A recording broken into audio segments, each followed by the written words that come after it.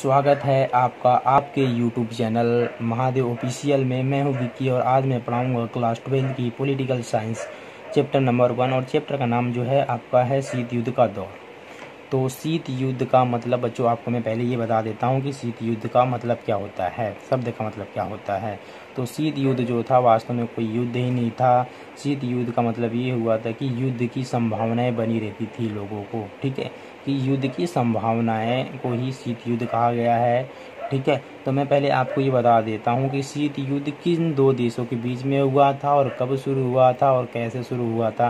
पहले आप ये जान लो, फिर हम पढ़ते हैं इसकी डेफिनेशन मतलब परिभाषाएं पढ़ते हैं शीत युद्ध की।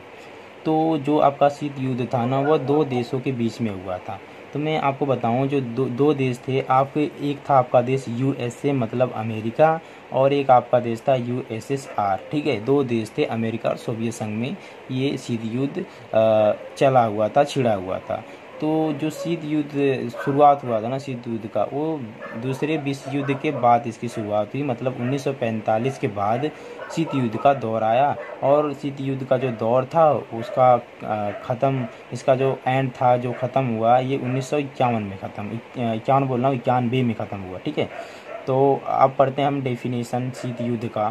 तो डेफिनेशन ये बता रहा है शीत युद्ध का, मैंने लिखा है, पॉइंट लिखा हूँ मैं ये, कि शीत युद्ध कोई वास्तविक युद्ध नहीं था। मतलब कहने का मतलब ये है कि जो शीत युद्ध था कोई रियल का, कोई सचमुच का युद्ध ही नहीं था। कोई सेना, कोई सरकार फेस टू फेस युद्ध में आई नहीं, ठीक है, बल्कि इसमें केवल युद्ध की संभावनाएं ही बनी रहती थी। हाँ, इसमें केवल युद्ध की संभावनाएं बनी रहती थी कि युद्ध हो सकता है, ऐसा कुछ विचार था दोनों देशों के बीच में। इसमें संघर्ष एवं तनाव की स्थिति रहती थी। हाँ, इसमें संघर्ष और तनाव की क्या रहती थी, स्थिति रहती थी, ठीक है। और सबको युद्ध का भय रहता था कि भाई कभी भी युद्ध हो सकता है, सतर्क रहिए, ठीक है। और ऐसा कुछ इनके दो देशों के बीच में तनाव और संघर्ष और भय रहता था, और हमले की आशंका रहती थी। इनको हमेशा हमले की आशंका रहती थी कि हमारे ऊपर कभी भी हमला हो सकता है, ठीक है। परंतु वास्तव में कोई रक्त रंजित युद्ध ही नहीं होता था। हाँ, लेकिन जो वास्तव में सचमुच में ऐसा कोई रक्त रंजित युद्ध ही नहीं हुआ जिसमें किसी लोगों का, किसी दोनों देशों में से किसी भी व्यक्ति का जान माल की हानि हो या खून खराबा हो, ऐसा कुछ हुआ ही नहीं था इन दोनों देशों के बीच में। और मैंने यहाँ पे लिखा है कि द्वितीय विश्व युद्ध समाप्ति के बाद से सोवियत संघ विघटन तक आया। तो हाँ, द्वितीय विश्व युद्ध मैं आपको पहले ही बता दिया कि जो द्वितीय विश्व युद्ध था उसका जो शुरुआत हुआ था 1939, ठीक है, 1939 में शुरुआत हुआ था द्वितीय विश्व युद्ध का, और ये ख़त्म आपका हुआ था, एंड हुआ था 1945 में। और 1945 में जब ये ख़त्म हुआ मतलब उसके बाद शीत युद्ध की शुरुआत हो गई थी, ठीक है। और इसमें मैंने ये लिखा कि अमेरिका तथा सोवियत संघ के बीच तनावपूर्ण स्थिति को शीत युद्ध की संज्ञा दी गई है। हाँ, देखो, अगर पेपर में ये आ गया कि शीत युद्ध की संज्ञा किसे कहते हैं तो आप बोल देना अमेरिका और सोवियत संघ में जो भी तनावपूर्ण की स्थिति उत्पन्न होती थी उसी को शीत युद्ध की संज्ञा कहते हैं, ऐसा आप लिखोगे, ठीक है। तो आपको मैं ये बता देना चाहता हूँ कि जो आपका जो सोवियत संघ था और अमेरिका था, इन दोनों देशों के बीच में मतलब वर्चस्वशाली बनने की होड़ थी कि हम भाई पूरे वर्ल्ड पे राज करेंगे, हमारा ही नाम रहेगा, ठीक है। तो ऐसा कुछ करने के लिए ना इन दोनों देशों के बीच में होड़ थी, मतलब प्रतिस्पर्धा थी, ठीक है। तो प्रतिस्पर्धा ये थी, मतलब रेस थी इन दोनों के बीच में। तो मैंने कुछ पॉइंट लिखा है, उस पॉइंट के माध्यम से आपको मैं बताता हूँ कि मैंने लिखा है कि मैंने लिखा है महाशक्ति, ठीक है, बनने की होड़, ठीक है, महाशक्ति बनने की होड़ थी। मतलब ये दोनों देश होते थे ना कि हम मतलब महाशक्ति बनेंगे, ठीक है, हम महाशक्ति बनेंगे। और ये लोग क्या कहते थे, इनका ये विचार था कि हथियारों की होड़, ठीक है, हाँ, हथियारों की होड़ थी कि हम ज़्यादा से ज़्यादा हथियारों का उत्पादन करें, क्योंकि हमारे पास अगर ज़्यादा हथियार रहेगा तो हम क्या करेंगे, अपने हथियारों के माध्यम से, वेपन्स के माध्यम से क्या करेंगे, हम पूरे देश पे कब्जा कर सकते हैं। जितने अच्छे हमारे पास वेपन्स होंगे, ठीक है, उतनी उसी प्रकार हम क्या करेंगे, महाशक्ति बन सकते हैं, क्योंकि हथियार रहेगा तो हम किसी भी देश को क्या कर सकते हैं, हरा सकते हैं, ठीक है। ऐसा कुछ इनके मन में विचार था दोनों देशों के, मैं बता रहा हूँ, अमेरिका और सोवियत संघ दोनों देश ये मतलब सोचते थे, ये सब करना चाहते थे, ठीक है। प्रतिस्पर्धा थी कि भाई प्रतिस्पर्धा ये थी कि अगर कोई भी अमेरिका अगर कुछ उत्पादन कर दिया, ठीक है, कोई मतलब हथियार नया बना दिया, तो जो ये था सोवियत संघ, उसको जब पता चलता था तो उससे भी बेस्ट ये बनाने की कोशिश करता था, मतलब हथियारों पे, ठीक है। ये जो उस समय जो चल रहा था टाइम, ठीक है, 1945 के बाद वाला जो टाइम चल रहा था, उसमें ये लोग मतलब विकास पे कोई ध्यान ही नहीं इनका था। ये लोग बस ओनली क्या सोचते थे कि हम महाशक्ति बनेंगे, ठीक है, चाहे हमें क्या करना पड़े, हम अपने देश का कुछ भी, ज़मीन से लेकर कोई भी कुछ भी हो, मूल्यवान वस्तु सबको बेच देना पड़ेगा, तो भी कोई दिक्कत नहीं, हमें हथियार बनाना है तो बनाना है, और महाशक्ति हमें कहलाना है, नंबर 1 पे आना है। ऐसी कुछ इनके बीच में क्या चल रही थी, मंशा थी इनकी, ठीक है, आशंका थी इनकी, ठीक है, विचार थी इनकी। और देखो सबसे इम्पोर्टेंट लाइन में लिखा, पॉइंट डाला है मैंने, डाला है कि विचारों की लड़ाई, ठीक है, विचारों की लड़ाई। देखो विचारों की लड़ाई में तो इनके विचार थे थोड़े, इन दोनों देशों के बीच में, अमेरिका और सोवियत संघ में। विचार इनके ऐसे थे कि देखो अमेरिका जो था ना वो पूंजीवादी था, क्या था, पूंजीवादी था, मतलब पूंजीवादी सोच वाला था अमेरिका, ठीक है। और जो सोवियत संघ था वो सोचता था समाजवादी सोच वाला था, मतलब वो समाज के बारे में सोचता था, ये पूंजी के बारे में सोचता था, पैसे से रिलेटेड सोचता था, और ये समाज के बारे में सोचता था। ऐसा कुछ मतलब इनके बीच में क्या थी, विचार थे इन दोनों देशों के बीच में। अमेरिका था पूंजीवादी, सोवियत संघ था आपका समाजवादी, ठीक है। और एक लास्ट में लिखा हूँ वर्चस्व, वर्चस्व बनाने की होड़। वर्चस्व देखो क्या होता है, वर्चस्व मतलब पावरफुल, ताकतवर, ठीक है। ये बनने की इनमें क्या थी, होड़ थी, मतलब लालसा थी कि हम क्या बनेंगे, वर्चस्वशाली बनेंगे पूरे देश में। मतलब ये जो मैंने पॉइंट लिखा है, ये पॉइंट बहुत ही इंपॉर्टेंट है कि अमेरिका और सोवियत संघ महाशक्ति बनने के लिए किस प्रकार से मतलब कार्य करते थे, ठीक है, कैसे इनके विचार थे, कैसे इनका क्या करना चाहते थे, ये सब मैंने आपको बता दिया। तो अगर पेपर में आ जाएगा ये 4 से 5 नंबर में, तो आप आसानी तरीके से आप लिख लोगे, ठीक है, ये चीज़ था। तो अब हम आ जाते हैं भाई दूसरे पेज पे। तो दूसरा पेज आपका ये लिखा हूँ मैं लिखा हूँ मैं, ये देखो लिखा हूँ मैं कि दूसरे विश्व युद्ध, ठीक है, दूसरा विश्व युद्ध जो आपका था वो चला था 1939 से 45 तक, पीछे ही आपको मैं बता दिया, ठीक है। तो दूसरे विश्व युद्ध में देखो दूसरा जब विश्व युद्ध हुआ था ना, तो इसमें 2 राष्ट्रों की उत्पत्ति हुई थी, एक हुई थी मित्र राष्ट्रों की, एक हुई थी धुरी राष्ट्रों की। तो मैं आपको बता दूं कि जो दूसरे विश्व युद्ध में जो मित्र राष्ट्र था, उसमें जो सदस्य थे उसमें एक अमेरिका सदस्य था, दूसरा फ्रांस था, तीसरा ब्रिटेन था, और चौथा सोवियत संघ था, ठीक है, किसमें, मित्र राष्ट्रों में, ठीक है। और धुरी राष्ट्रों में आपका जो था जर्मनी था, जापान था और इटली था। कौन था, जर्मनी, जापान और इटली।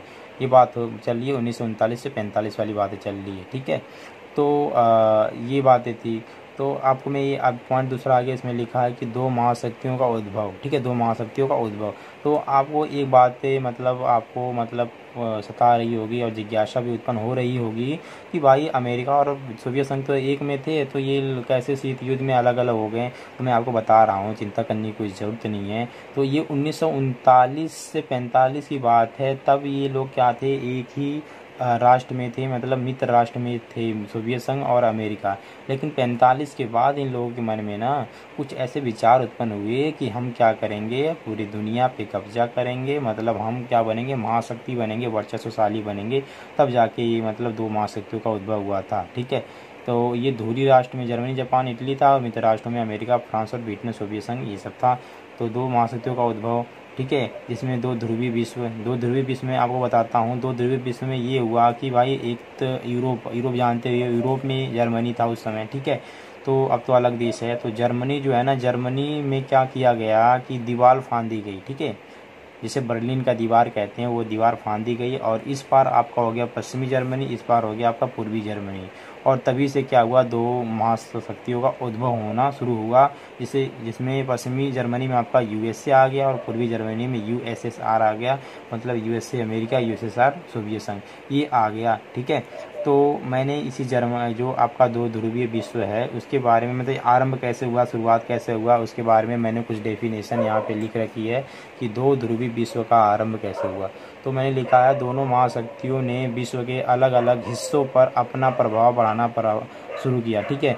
मतलब दोनों महाशक्तियों ने, मतलब यूएसए और यूएसएसआर, मतलब अमेरिका और सोवियत संघ ने क्या किया, छोटे छोटे देशों को अपने देशों में, ठीक है, लाने के लिए इन्होंने क्या किया, कार्य किया, प्रभाव किया। और यहीं से 2 ध्रुवीय की शुरुआत हो चुकी थी, और यहीं से क्या हुई, 2 ध्रुवीय की शुरुआत हो चुकी थी, और दुनिया 2 गुटों में बढ़ती जा रही थी, और बंटवारा यूरोप महाद्वीप से शुरू हुआ। हाँ देखो, यहीं से देखो, तो बर्लिन की दीवार, जब जर्मनी में बर्लिन की दीवार की स्थापना हुई थी ना, और वहीं से क्या हुआ, 2 देशों के बीच में क्या हुआ, मतलब महाशक्तियों का उत्पत्ति हुई थी, उद्भव हुआ था। कहाँ से, जब बर्लिन की दीवार पर क्या किया गया, बनाया गया, क्या बनाया गया भाई, दीवार फानी गई, ठीक है। तब से मतलब ये उद्भव में ज़्यादा हुआ, ध्रुवीय विश्व का आरंभ ज़्यादा उद्भव में आ गया, ठीक है। ये था आपका, और ये शुरू हुआ था यूरोप महाद्वीप से, ठीक है। ये था आपको, तो आपको ये समझ में आ गया होगा। अब आ जाते हैं हम दूसरे पेज पे। तो दूसरा पेज आपका ये बोल रखा है, मैंने लिखा है कि 2 खेमे बन गए, पूर्वी खेमा और पश्चिमी खेमा।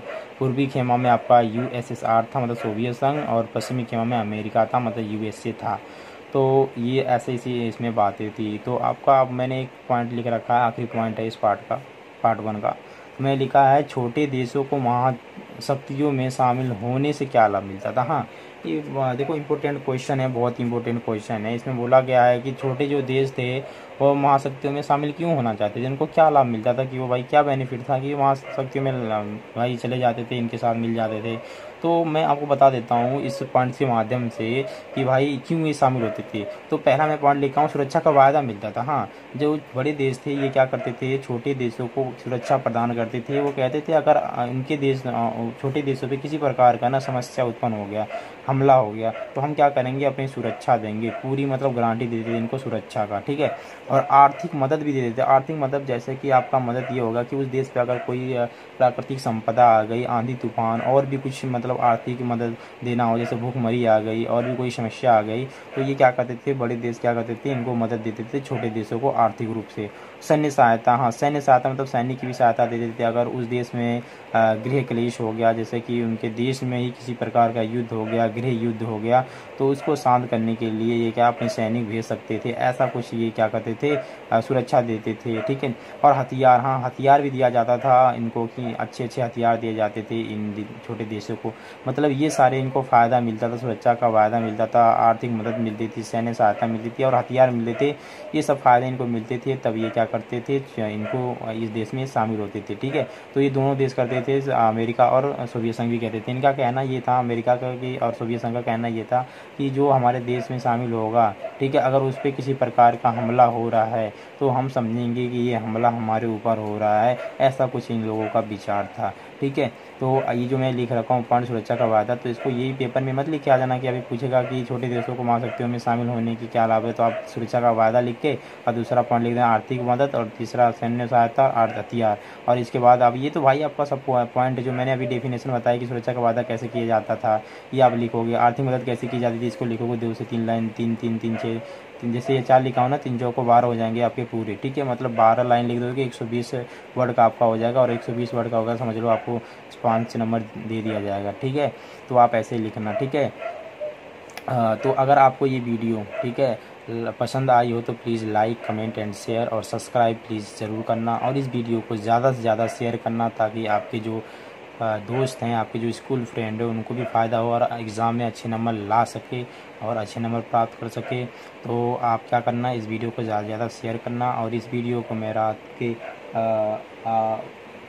2 बजे बना रहा हूँ, ठीक है, क्योंकि इस वीडियो को बनाने में बहुत ही मेहनत लगती है, और मैंने 2-3 बुक को पढ़ा और फिर इसको मैंने लिखा, तब ये वीडियो मैं बनाया, ठीक है। तो प्लीज़ हमारी मेहनत को आप ज़रूर सफलता पे पहुंचाना, ये उम्मीद है, ठीक है। तो thank you so much watch this video.